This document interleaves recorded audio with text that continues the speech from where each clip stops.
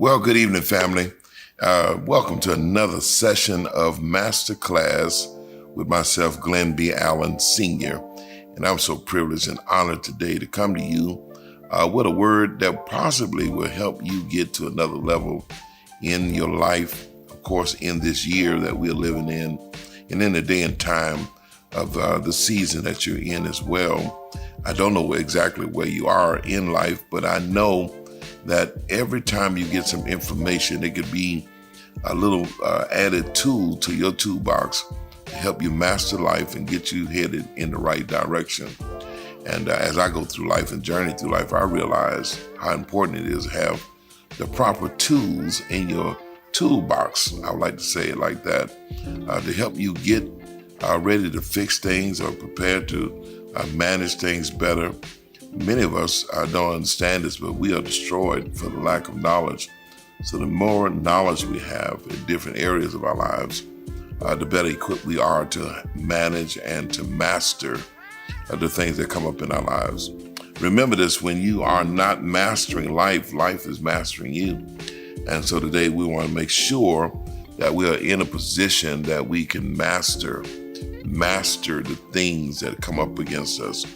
And there's so many things that oppose your destiny, oppose your journey, that come against your dreams and your vision. And that means you got to master these things, bring these things under subjection so you can be in control of where you're going. Of course, God is in full control all the time, but He also relies on you to make sure that you are doing your part. And you cannot do that if you're ignorant of how to utilize the knowledge that you have been given. And some of us don't even have knowledge, but then knowing how to utilize, that's called wisdom. And that's one of the things I like to really tap into as we are mastering life. We want to make sure that we are applying wisdom to life as well. Now, I need you to do me a favor tonight. I need you to like, share, and subscribe. If I'm saying something that hits home with you, make a comment in the comment section. Of course, you'd like to subscribe to our channels. Make sure you're following us and making sure that you are enjoying this by sharing it with someone else. Now, I want you to be unselfish tonight. Make sure if it's good that you share it with someone else. I'm more than sure the word is worthy to be shared with someone else. I like to choose some practical things as we journey through life. What are the practicalities of life? What are the things I can utilize in my everyday walk of life? Sometimes we're soaring to do great things, and we'll allow ourselves to overlook some of the smaller, minute things that really could be advantageous to our walk. You want to go on to do things that are great exploits, but then you have not mastered the simple things. So today I just want to kind of tap into some of the simple things. One simple thing that we all need to master is the stewardship of our time. What are you doing with your time? Time management. As a very young business owner and someone who in the business arena very early, one of the things I had to get under my belt was understanding how to master and manage time. And what time management is so important. What does your pie chart look like? What does your day look like? You have this day in front of you, and what have you carved out for what? And so many of us are just allowing life to come every day, and we live it frivolously and not mastering or managing the time that we have, not being a good steward over it. And that time gets away from you, and then you have to catch up tomorrow with something you should have taken care of today, simply because you didn't master or manage your time. Time is very important to manage. Now, it's a resource that all of us have been given. It's more precious than money. It is a resource that universally, non-discriminatory, and fairly distributed. Now, everyone has the same amount of it every day. Everybody's supplied and renewed the same amount every day. It can be spent or wasted, but can never be saved or returned. Once it is spent, it's a final sale. One of the greatest assets that a man has, one of the greatest commodities that he has is his time. You have it, everybody gets the same amount of it. How precious is it? How precious is it to you? Reportedly, the dying words of Queen Elizabeth I were these words here: all of my possessions for one moment of time. Everything that I own for one moment of time. Time is your most valuable commodity. And today I want to begin with stewardship of your time, because time is so important to us. What is it? It's something you just can't get back. Once it's spent, it's gone. It's a final sale. So time is defined as an interruption in eternity. We know eternity has no time barriers, but time is an interruption in eternity. God is eternal while we are yet living in time. So we know that we're not living in eternity yet because we're still in these mortal bodies. But as long as we're here in this earth suit, we're still living in time. It's a brief moment of eternity with measurement. It's a brief moment of eternity with measurement. Eternity is not governed by chronos. We look at everlasting. Everlasting doesn't have a clock on it or a timetable. But those who live here have seasons and times that are to be managed. You have seasons and you have time that needs to be managed. Now in Ecclesiastes chapter 3 and verse 1, it says, "For everything there is a season, and for every time there's an activity under the heaven." For everything there's a season, there's a time for everything. Now many of us, when I talk about time management, what are you making time for? Are you making time for everything? Well, you can't make time for everything every day, but now it means that you got to prioritize your life and compartmentalize the things that really mean something to you. What do I need to get accomplished today? And this cannot be accomplished if you don't have priorities. If you are a person that lives frivolously every day or free-falling every day, just whatever comes, and whatever goes, and you don't have any goals or dreams or aspirations or deadlines, then times really don't mean anything. Your time is just something that you're just wasting. You're not getting much accomplished. You're not giving the proper people the proper things, or even your career the times that it really needed, even your business, and you let it just slip away day after day. And this is how relationships begin to dwindle. They don't get enough time. Your children are not getting enough time. Your business is not getting enough time. Your prayer life is not getting enough time. And maybe you're not giving enough time to yourself. Listen, time, there's a time for everything. There's a time for everything. There's a time, and it's got to be managed properly. How many of us here that are listening to me tonight can honestly say that I don't spend my time wisely or manage my time wisely? Remember this, that stewardship is defined as economy. How do you manage it? How do you spend it? What are you doing with it? Are you a good manager of time that's been allotted to you day by day? Which means that time needs to be budgeted. What's your budget of time? What are you giving time to? In Psalm 90 and verse 12, it says, "So teach us to number our days, that we may apply our hearts unto wisdom." Teach us to number our days. Now, you can live without money. You can live without a whole lot of materialistic things. You can run out of food, and that is replaceable. You can even run away from or run out of people, but even those people are replaceable. But when you run out of time, you'll run out of something that you can't retrieve. You're finished. Now you have the same amount of this valuable resource every day that everybody else is allotted. You have 60 seconds to a minute. No one else gets any more than that. You get 60 minutes to an hour, 24 hours a day, 300 or 366 days a year. Everybody gets the same amount of time. Everybody gets the same amount of time. The question is, what are you doing with the time that you've been given daily? The difference in every man's life is, what does he do with the time allotted? That's why David prays, "Lord, teach me to make my days count." I don't want to just count my days, but am I making every day count? Am I making things happen with the time that's been given to me?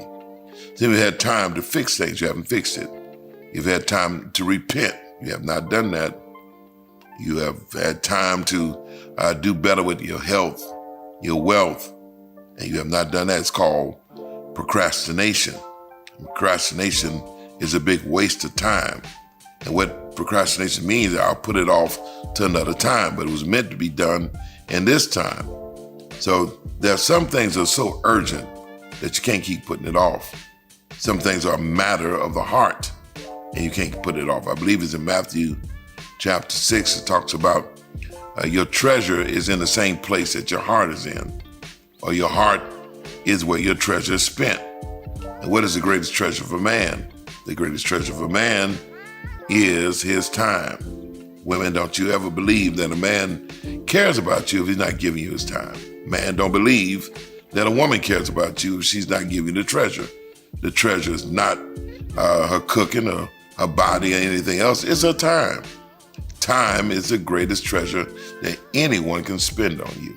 When someone gives you that time, parents giving it to their children, someone giving it to their career, or the treasure of time given to your education, whatever your heart is consumed with, or whomever it is, they will always get your time. The first thing that's removed from someone that you don't care about is time. I don't have time for you. I have time for that. I have time to invest in you. That is the instant that you should understand that that person's heart is no longer engaged in you. And I know many of us don't understand that because someone may be still producing money and producing things or gifts, but time, when time is removed, the greatest treasure, when it is removed, their heart is no longer there. So we got to make our days count. What are you doing with the time that you distributed every day? Someone once said that yesterday is history.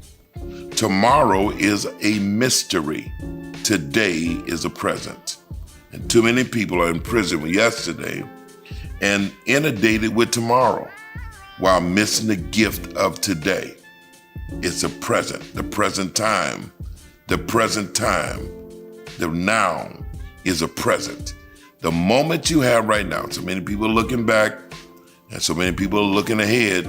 You cannot change what's behind you. You cannot really dictate what's in front of you. But what you can do is take care of the present because it is a gift. What are you doing with right now? I hear people always talk about what they did in times past or what they're going to do, while yet you're doing nothing with the time you have been allotted right now. So let's make a better decision today with your time. What am I going to do different today with time today than I did on yesterday? Ephesians chapter 5, verse 15 through 17 says, "So be careful how you live. Don't live like fools, but like those who are wise. Make the most of every opportunity in these evil days. Don't act thoughtlessly, but understand what the Lord wants you to do." None of us have really looked at this, but what are you doing with it? Life, we don't like it, but it's unpredictable. It's unpredictable. So we don't want to live like fools. We want to live with wisdom and take advantage of every opportunity put in front of us. I have an opportunity to fix things today. I have an opportunity to make things better.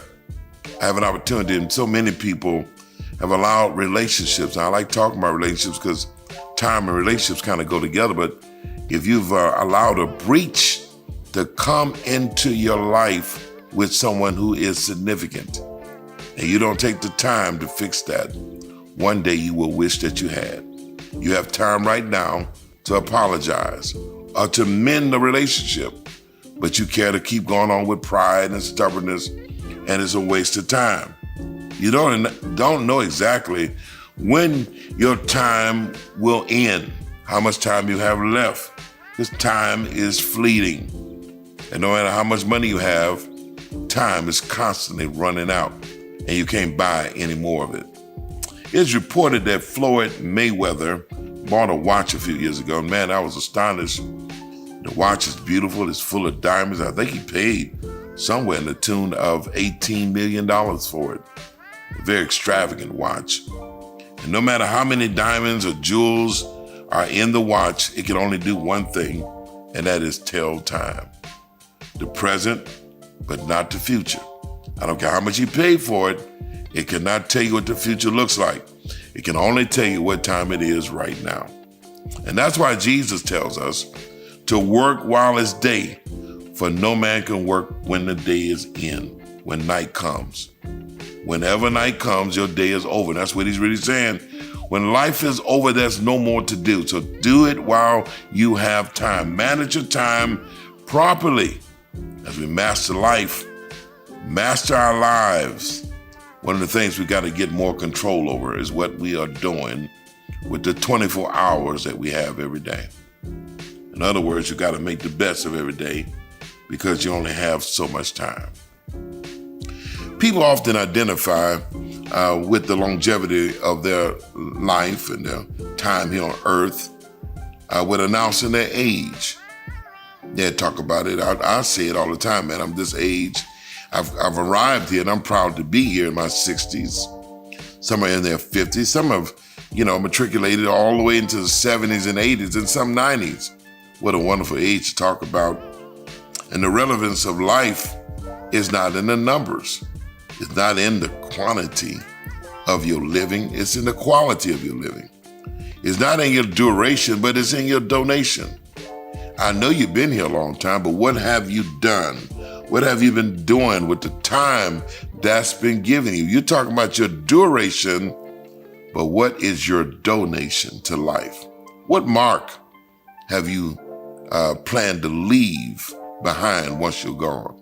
With the time that you have? What will people say about you? What have you done for God?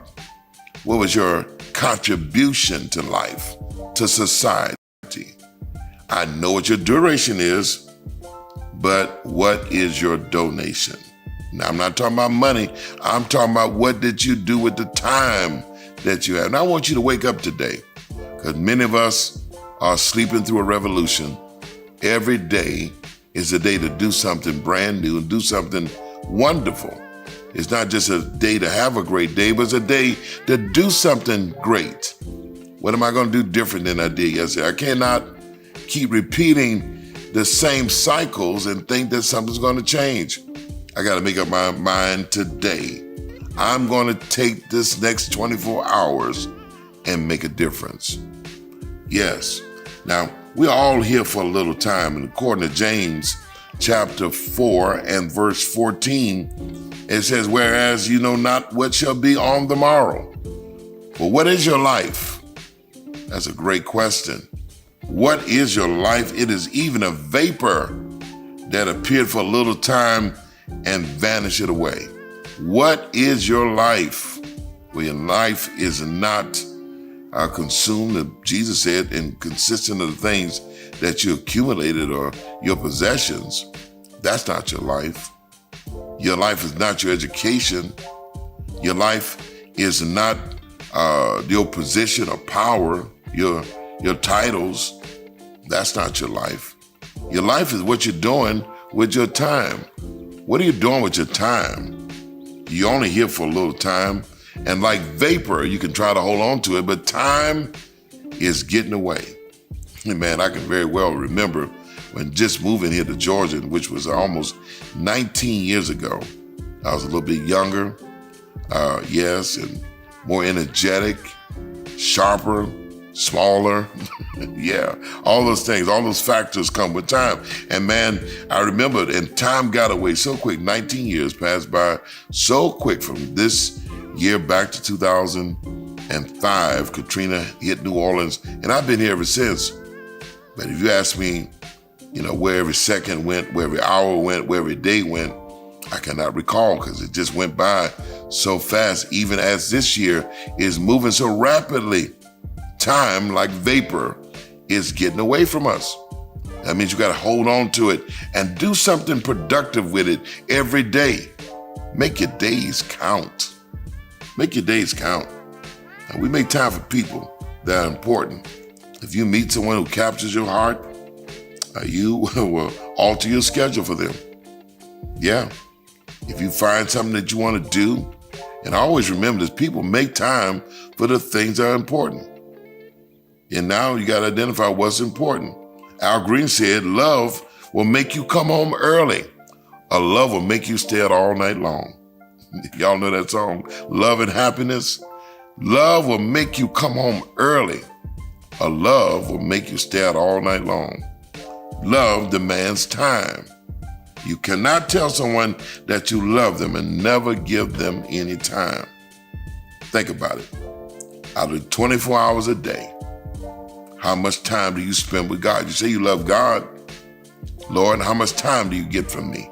How much time am I communing with God or spending time talking with God or reading my Bible or just being in fellowship or praising God or worshiping God? It's not just a Sunday thing. If I really love God, God will get my time. How much time does your family get?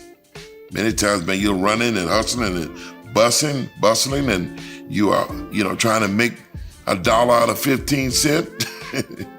You're trying to make the donuts, trying to make the money, trying to, win, trying to get where you need to get in life, but you're spending all your time away from your family.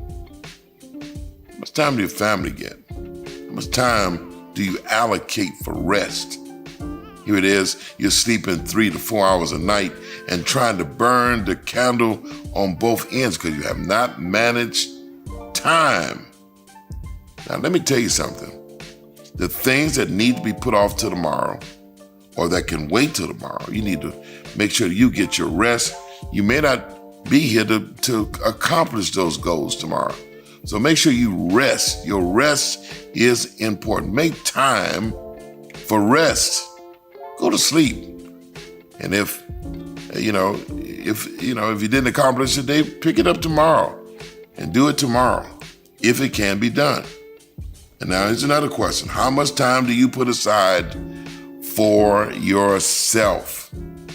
You can be so captivated by taking care of everybody else, so responsible for everyone else, the children, the spouse, the relatives, your parents, and your friends, that you look at your own life and you have not put time into you. That's unfair and unwise. Make sure that you put time into yourself. Now, lately, I've been looking at my own life and just trying to make sure I compartmentalize these things. Now, I want to make sure that I'm putting my time where it is most needed. Does God get my time? Does the ministry get time? Is my family getting time? Do I make time for myself? Got to make sure we're balancing our time. I want to discuss some things as I end this message tonight that I consider them as a waste of time. And maybe they may help you look at things to say, you know what, man, I don't have time to waste. Now, if that's you, I need you to type that in the screen, say that I don't have any more time to waste. As I look at my age, I look at where I am and all the things I've already wasted time on, I don't need to waste time on anything that's not being productive, that's helping me or not making me happy. If you're wasting time on things that don't make you happy, it's a travesty. You are wasting time. First of all, let's kill this thought that things that you spent time on that hurt, caused pain, disappointed, brought grief are not necessarily time wasters. Let me give you something to think about. There have been some things that caused me pain, but what I've equated is that they were not time wasters because I learned from their experiences. It was not a waste of time. Some things I went through, I'm looking at it, some things I went through just a few years ago, and man, what a waste of time. It's not a waste of time. It made me better. It made me stronger. It made me wiser. So it was not a waste of time. But you are wasting your time on things that you repeat after you learn these experiences and learn what does not make you happy, what makes you miserable, and what causes pain, and you allow it to happen over and over again in your life. That is a waste of time. But every experience is a lesson, and every lesson is a blessing, not a waste of time. Now, you continue to do it, repeat it, and that's when it becomes a waste of time. You came out better, you came out stronger, you came out wiser than when you went into it. Now, here's some of the things I think that you can waste your time on. Number one, you can waste your time on worrying. You can worry, but it won't change anything. One of the biggest waste of time and energy, because what we understand about worry is that it does not yield a positive result. No matter how much you worry, it will not yield a positive result. Philippians chapter 4, verse 6 says, don't worry about anything. Instead, pray about everything. Tell God what you need and thank him for all he has done. Don't worry about nothing. If it's not in your control, if it's out of your hands, if you can't fix it, then it's time for you to give it over to God. And don't waste another day worrying or another night being up all night thinking about it.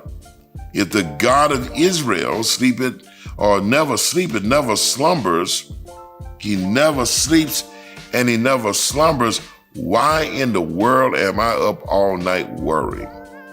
Got to get rid of that. Worry is a waste of time. I'm worrying about what you're doing, worrying about what's going on outside of my presence, worrying about how I'm going to pay these bills, worrying about what they're saying about me, worrying about what's going to happen next. It's all of this hypothetical thinking, and worry is a waste of time. I need you to get delivered tonight. Let's get delivered from worry. Lord, tonight we pray that we get delivered and be set free from the spirit of worry, because it's been wasting our time. Number 2, I would like to think that unforgiveness is a waste of time. When you don't forgive, this time waster pollutes the heart and prohibits peace. You may be smiling, but until you forgive, you have no peace. You may be able to put on a front, you may be able to put on a mask, but you can't have peace where there's no forgiveness. You need to be forgiven, but you will not forgive. You're carrying and harboring resentment, animosity, and almost seeking revenge against someone. It's a time waster. It's a time waster. I don't forgive, so you may go free. I forgive so I can be free to continue my life. Because as long as I'm not forgiven, my life is on hold. Today, I need you to get this time waster out the way and ask the Lord to give you the power to forgive. Matthew chapter 6, verses 14 and 15, it says this: if you forgive those who sin against you, your heavenly Father will forgive you. But if you refuse to forgive others, your Father will not forgive your sins. I'm forgiving you. I can get myself in a better position with God. I don't need to be disconnected from God and his grace and mercy. So I get you out the way. So I'm going to continue to live my life free of unforgiveness. I don't know who it is in your life tonight that needs to be forgiven, but without an apology, without them saying they're sorry, without them recognizing their offense, you don't need to say anything. I will forgive you so I can move on and stop wasting my time. Got to master that. Got to get to a place you don't owe me anything. I don't need you to say I'm sorry. I don't need an apology. I don't need you to come around and try to fix it. I can forgive you from over here and let you go free so I can go on with my life and not spend another moment with you imprisoning my destiny. Today, do it intentionally. Forgive quickly. Lastly, one time waster that's really big in the camp today is non-reciprocal relationships. They are a big time waster. This is a time waster is depleting your journey. And you're on this journey and you keep giving and giving. You're always feeding what doesn't grow. And you keep watering plants that are dead. You keep giving life to something that's over. It's not reciprocal. You're loving, you're giving, but you're doing all that to a taker. Someone that's taking time but doesn't give time, doesn't give life, doesn't put back what they're being shared. In Matthew chapter 7, verse 6 says, don't waste what is holy on people who are unholy. Don't throw your pearls to swine. They will trample the pearls, then turn and attack you. Don't waste don't waste your treasure on people who don't deserve it, that are non-reciprocal. It's a waste of time. Time is an investment. When you spend time, it is an investment.